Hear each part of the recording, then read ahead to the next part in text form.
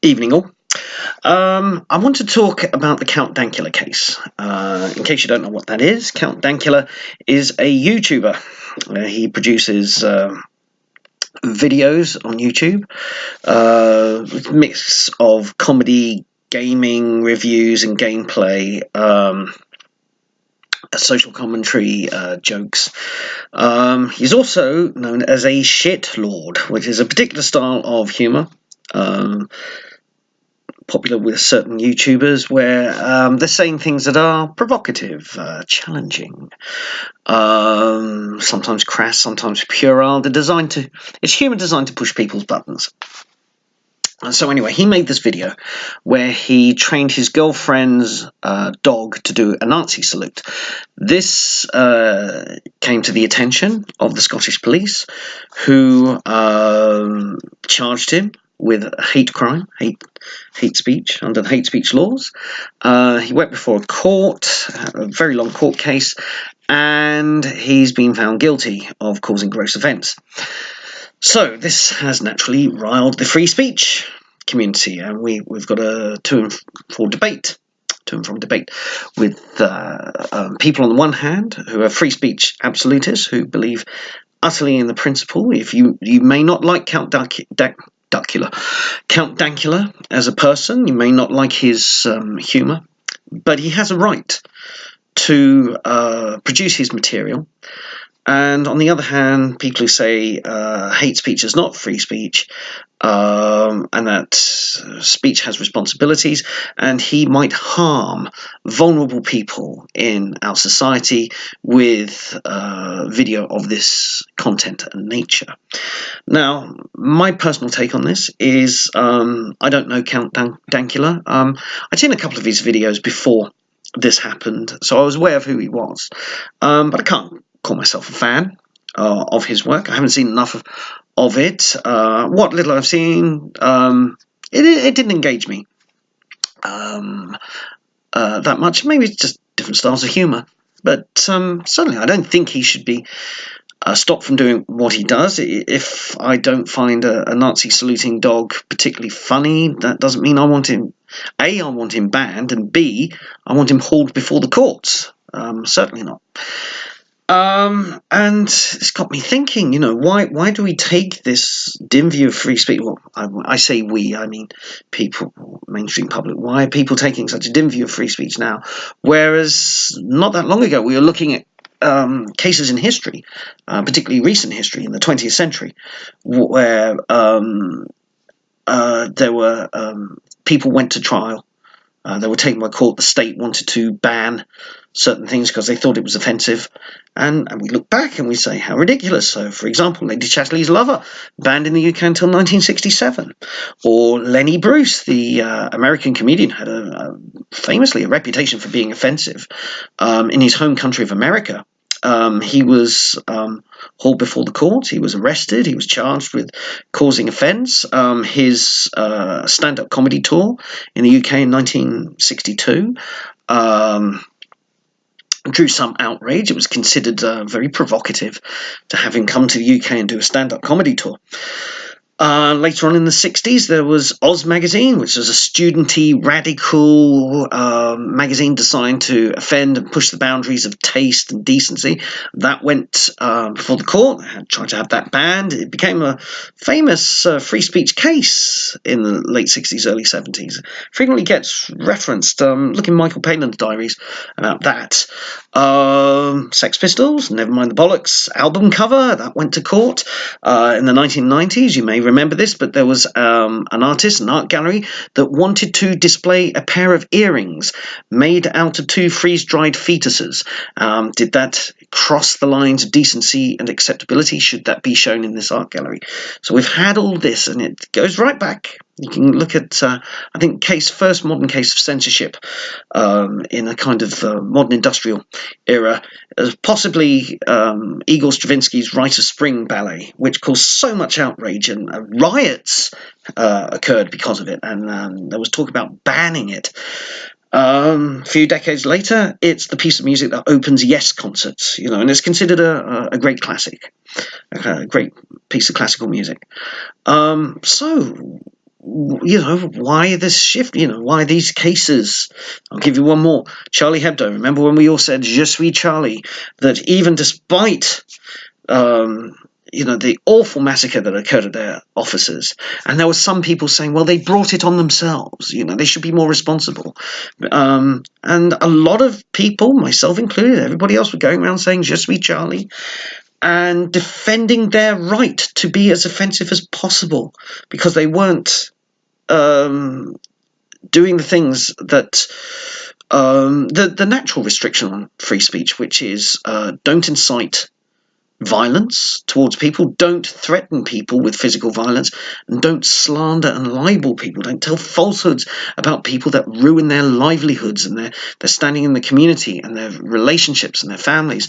Those are the only restrictions we've had for centuries on free speech in the United Kingdom. And we've lost that. The hate speech laws have completely undermined that now. And where did it all go wrong? Well, I'm sounding like a paranoid YouTuber, conspiracy theorist, but it went wrong with Tony Blair's New Labour because they brought in the hate speech laws in 2003. And they compounded this with another piece of legislation, the devolution legislation, because Count Dankula was tried in a Scottish court, Scottish police. The laws are a bit different, and he didn't have a jury trial. It was a judge that pronounced on this. And what happens is that you have hate speech laws and then a devolved Scottish Parliament controlled by a very socialist SNP. This was an unintended consequence of Tony Blair's policy. Like with the hate speech laws, it was designed to combat radical Islamic clerics in Finsbury Park Mosque. It was designed to stop them. Yeah, that worked out really well, didn't it? Well, great result that was. So and the Blair government thought that the Scottish people would be so grateful that New Labour has given them their own parliament that they will always elect a Labour government. No, the first opportunity they got, they put in the SNP, very socialist, hard socialist, and they don't like free thought, free expression. There's the idea that the victims have got to, the vulnerable have got to be protected from free thought and free expression that might risk offence. So you have these things come together, and then you have the rise of the YouTuber.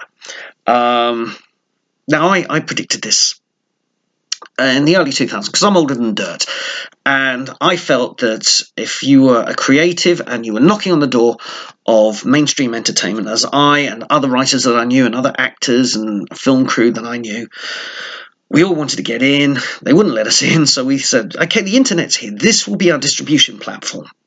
And we did some of our own stuff, but we were a little bit too far ahead before it really kicked in. And you need a lot of money to produce comedy sketches of a reasonable broadcast quality. We just didn't have the money, so we petered out. But some of you have gone on, and I salute you. You've lived the dream for a while until the apocalypse, and this happens. So mainstream media hates YouTubers. Right? I was at a comedy conference a couple of years ago. I was speaking to some producers and some commissioning editors in broadcast television, and the moment I said, "Yeah, I'm working in the internet and using that," their faces dropped. They didn't want to know. They did not want to know, because you have to pay your dues their way, the mainstream way, which is do live shows, go to the Edinburgh Fringe Festival, get an agent, make the right contacts, and then you may be permitted to go on a topical panel show where you can say 2 jokes in half an hour, and then maybe then you'll be given a radio show, because you have to do radio before they even allow you near a television studio. This is the orthodox way, and they don't like it if you've taken a shortcut and you're using the internet to distribute your work. So these things have come together.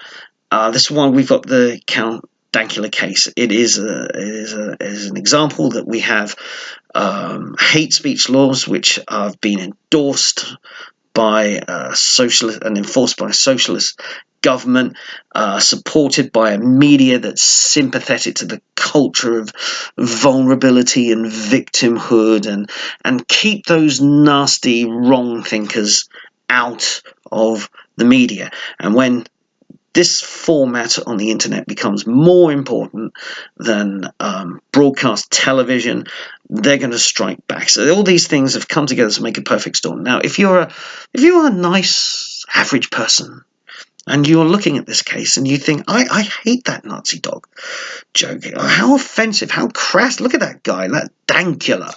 You know, he just seems like an awful human being, and I don't approve of this kind of humour. You don't have to approve of the content. This is the principle behind it, okay? Let me give you an example. The most offensive joke I've ever heard was not on YouTube. Not this Nazi dog joke. It's not PewDiePie. It's the most offensive thing I have ever heard, the most offensive joke I've ever heard was on the BBC. And it was a few years ago. It was Rob Newman on the Newman and Baddiel show. I think it was their live concert. It was broadcast on the BBC. It was repeated, and it's available on DVD. And Rob Newman told a joke about Myra Hindley, and it was bad. I mean, I don't mean bad as in quality, as in unfunny. I mean bad as in don't go there. That is a dark, dark place Rob Newman was going with that joke, and it's the most offensive joke I've ever heard, and he got away with it. I wouldn't have stopped it, from telling that joke, but I winced when I heard it, and that gets a free pass. That gets on television because he's broadcast media, isn't he? He's got the BBC seal of approval, or well, he used to have. Dankula hasn't got that. He can be thrown under a bus for this, and then people go, well, you can hear it already. You can hear the sound. We need to regulate the internet. We need, Sadiq Khan's little piece. They likened me to Jose Mourinho and a sparrow, and then somebody threatened me with death, and these two things are exactly the same, right? It's a cliche, and I might sound like a YouTube conspiracy theorist, but they'll go for the guys working at the extremes at the top, like Count Dankula. It doesn't have to be your cup of tea. It's not my cup of tea, but anyway, they'll go for him, and then they'll work their way down, and then they'll go for somebody you do like, that you think is funny, but says a few naughty things. And then they'll come down, down, down, down. Then eventually they'll wind up with me and get rid of me. And then it'll be you. It's true. This really is unacceptable. It's beyond the pale. And if you have any ability to contact an MP or a celebrity or whoever, or a newspaper contact, don't say, don't try and defend Count Dankula's style of humour. Just defend the principle. Okay, because is this a victimless crime? I think this is a victimless crime. You don't like his work, switch him off. Okay, it's that simple. So we cannot set the precedent of banning people because of crass humour, okay, because once that genie's out of the bottle, we can't put it back in the can of worms. Okay, so on that mixed metaphor, I will say good night and good luck, and hopefully I'll be permitted to make another one of these by the all-powerful People's Republic of Scotland. Okay, until next time, good night.